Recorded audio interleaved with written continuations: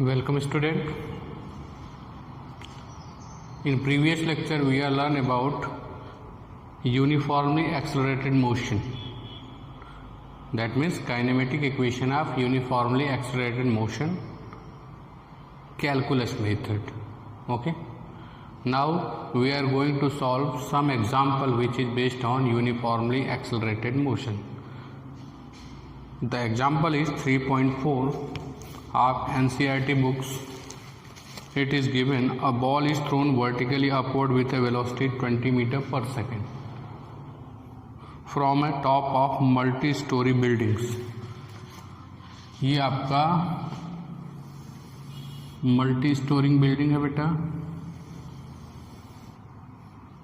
Okay, this one is ground.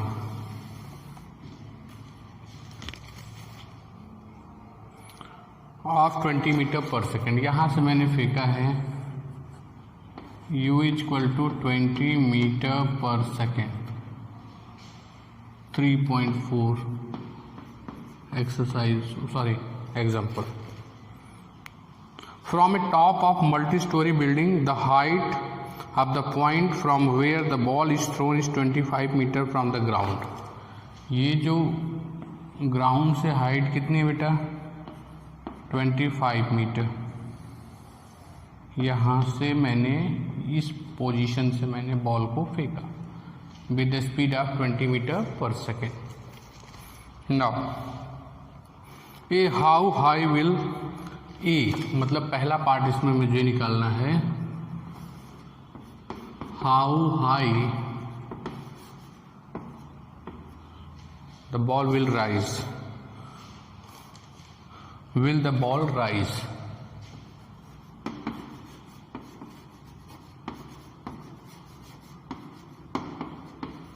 And the B part we have to find out.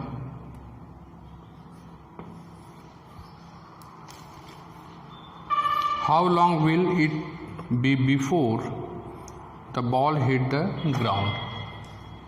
यानी time निकालना है. Question mark. ये कब यहाँ पे हिट करेगा? Is that clear? चलो स्टार्ट करते हैं. इसको रब कर देते हैं क्योंकि मुझे क्वेश्चन समझ में आ गया आपको. कितना हाइट अचीव करेगा बॉल. दूसरा हमको पता करना है कि जब मैंने उसको फेंका, सपोज t इक्वल टू 0 पे, यहाँ से ग्राउंड ऐसे जाएगा बॉल. फिर जब ग्राउंड को टच करेगा, मान लो t इक्वल टू t पे, ये टाइम हमको चाहिए. ओके, यानी बॉल की ट्रेजेक्ट्री क्या होगी बेटा? Like that. मैक्सिमम हाइट पे फाइनल वेलोसिटी 0, फिर वो रिटर्न होगा टुवर्ड्स द ग्राउंड.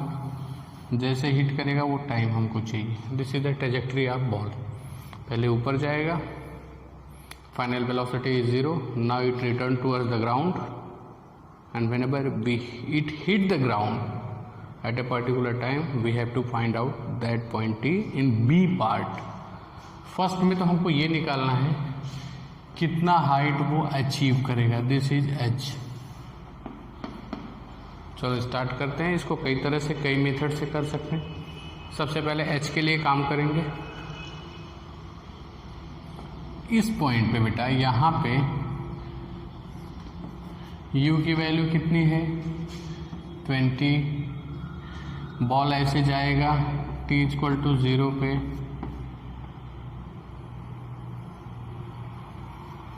कहीं पे जाएगा जहाँ पे उसकी फाइनल वेलोसिटी क्या होगी? 0. कोई बॉल जब अपवर्ड वर्टिकली अपवर्ड डायरेक्शन में प्रोजेक्ट करते हैं तो फाइनल वेलोसिटी उसकी 0 होती, क्योंकि जब मैक्सिमम पीक पॉइंट पे पहुंचेगा वो, तो वहाँ पे फाइनल वेलोसिटी क्या होगी? 0, क्योंकि वहाँ पे जाके पहले रुकेगा फिर रिटर्न होगा ग्राउंड की तरफ. तो हमको पहले निकालना है कितना हाइट वो अचीव करेगा. Is that clear? This is about first part, पहले पार्ट का figure. Now here u and v are known. Suppose this is h अलग से फिगर इसलिए बनाया, एक ही में बनाएंगे तो हौच पौच हो जाएगा। फार्मूला क्या लगाओगे आप,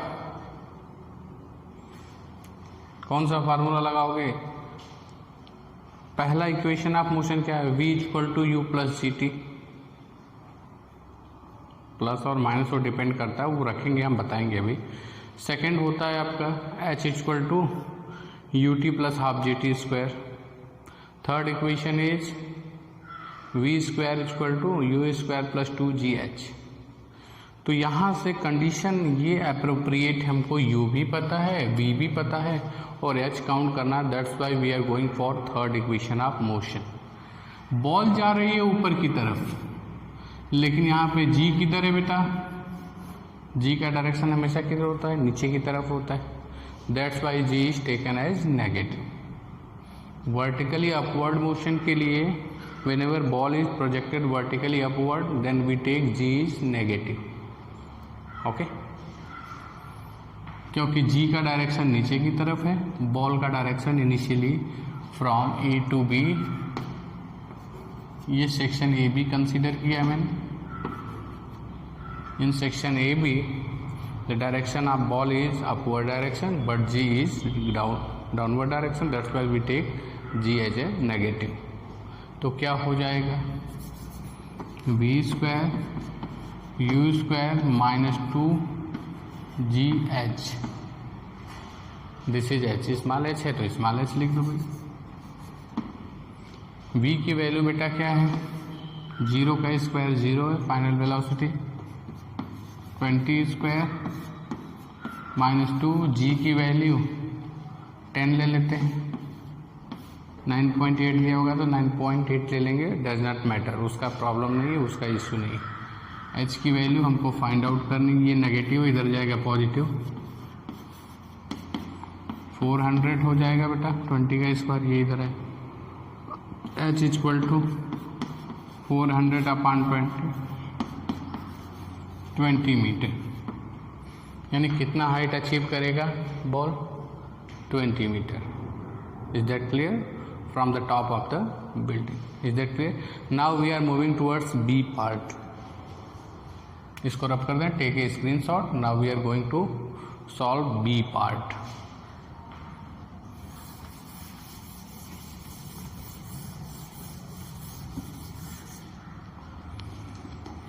In B part कह रहा है, यहां से मैंने बॉल को प्रोजेक्ट किया एट t इक्वल टू 0 पे, u बे equal to 20 metre per second की स्पीड से,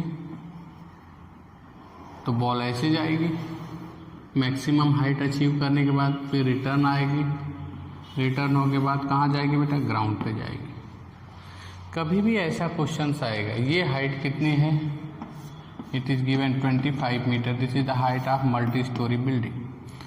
तो जो बोल रहा हूँ उसको बहुत ध्यान से सुनना, एक बेहतरीन कंसेप्ट बताऊंगा। इस तरह का कभी भी क्वेश्चन आ जाएगा कि कितने हाइट से या मल्टी स्टोरी बिल्डिंग के रूफ से या पर्टिकुलर हिल से, पहाड़ से, उसके पीक से अगर कोई भी बॉल अपवर्ड डायरेक्शन में प्रोजेक्ट करें तो कितने टाइम पे ग्राउंड को टच कर देगा। अगर इस तरह के क्वेश्चन कभी भी आ जाए, ओके अगर बोल दे कि अगर एक 100 स्टोरी बिल्डिंग है 100 फ्लोर की, उसके पीक से मैंने एक बॉल को प्रोजेक्ट किया u equal to 30 metre per second से, तो कितने टाइम में वो ग्राउंड को टच कर देगा।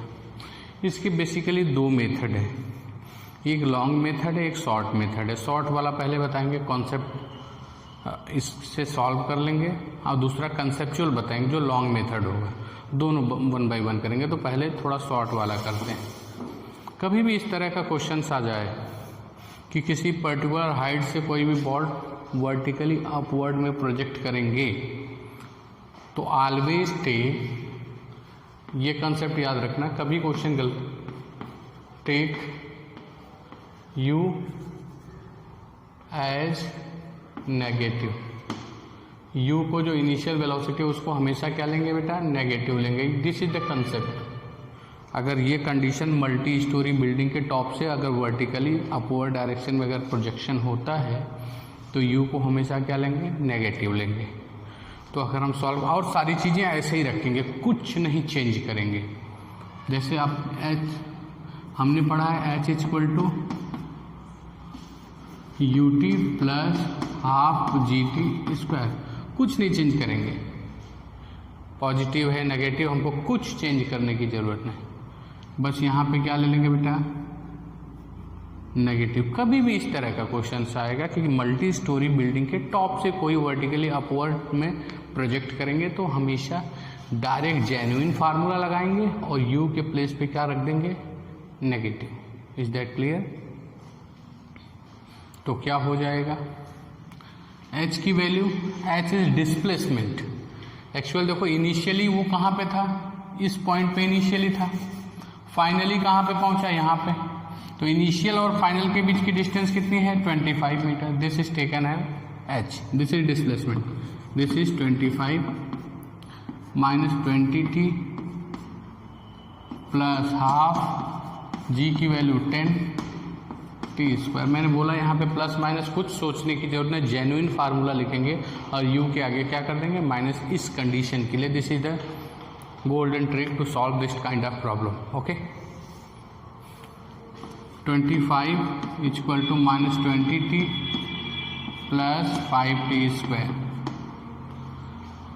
सबको एक तरफ कर दें बेटा,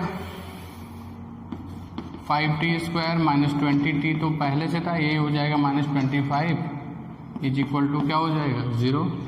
5 से डिवाइड कर दो, t square minus 4t minus 5 equal to 0। Quadratic equation split कर देंगे टू पार्ट्स में इस मिड टर्म्स को, t square minus 5t plus t equal to 0, t common, t minus 5 plus 1 common, t minus 5। Quadratic equation तो सबको solve करने आता होगा ना, भाई 11th में पहुंच गए आप। तो t minus 5 t plus 1 equal to क्या हो जाएगा, 0। There are two answer, t equal to 5 second and t equal to minus 1 second. This cannot be possible because time is not negative, यानी कि वो ग्राउंड को टच करने में कितना टाइम लेगा, 5 second.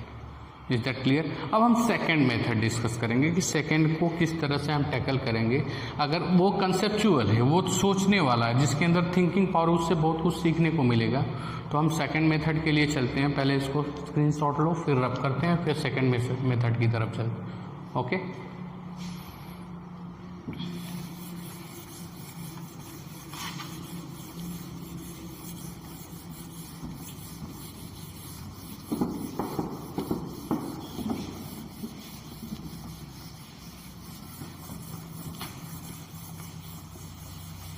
Okay, let us think about second method to find out time taken by the object to touch the ground.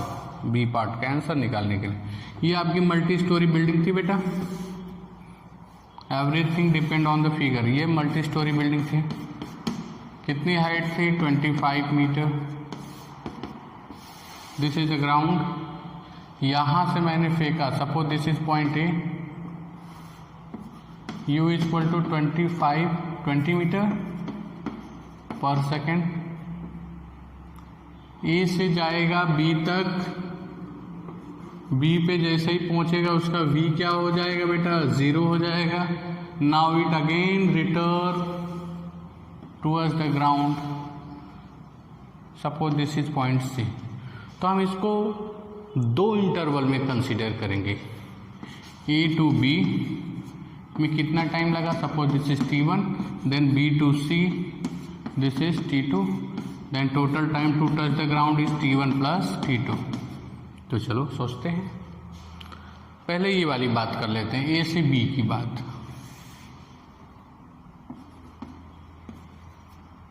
u की value 20, v की वैल्यू क्या है, 0। ओके, तो पहला तो आराम से निकल जाएगा। फर्स्ट इक्वेशन लगा दो, v equal to u minus g t. जी का डायरेक्शन क्या है, डाउनवर्ड डायरेक्शन में, तो लगा दो फार्मूला। फॉर t1 के लिए v equal to u minus g t g negative है इसलिए माइनस लिया। v की value 0, 20 minus 10t, 10t equal to 20, t equal to कितना हो जाएगा 2 सेकेंड। चलो t1 आ गया बेटा। Now we are going for b to c। तो b से c की बात कर लेते हैं। ये है टोटल b टू c। अब अब ये वाला जो हम स्ट्रेट लाइन बनाएंगे b टू c, b से आएगा बेटा c की तरफ। हियर u इक्वल टू क्या हो जाएगा 0, क्योंकि जैसे ही मैक्सिमम हाइट पे जाएगा उसकी फाइनल वेलोसिटी क्या होगी 0। अब रिटर्न होना शुरू होगा, यानी जो पहले की फाइनल वेलोसिटी होगी a से b तक की, वही रिटर्न होते समय क्या हो जाएगी इनिशियल वेलोसिटी होगी from b to c। Let us think about, okay. u की वैल्यू 0 हो जाएगी और ये h हमको पता है बाई 25 ये और 20 मैंने ये काउंट किया था फर्स्ट पार्ट में, कितना हो जाएगा 45।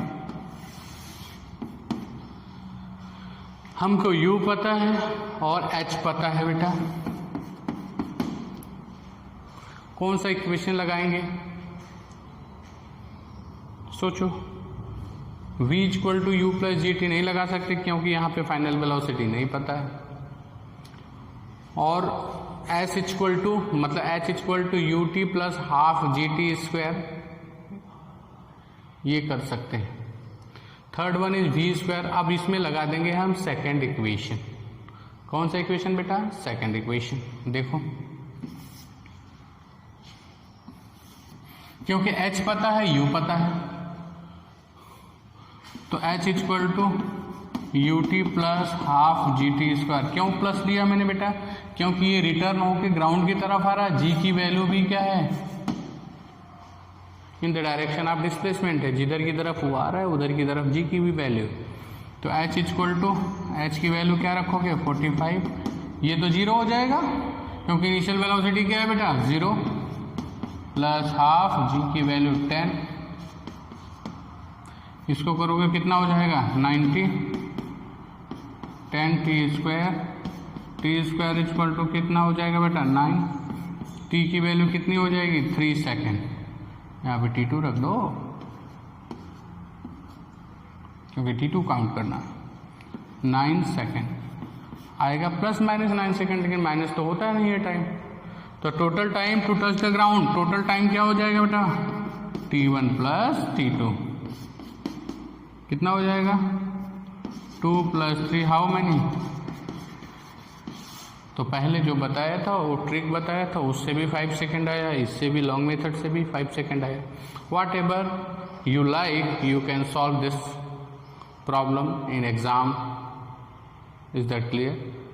कोई भी मेथड लगा के सॉल्व कर सकते हो जो भी आपके लिए क्या हो वर्सेटाइल हो, अच्छा लगे। Okay, it is all about example number 3.4। Okay.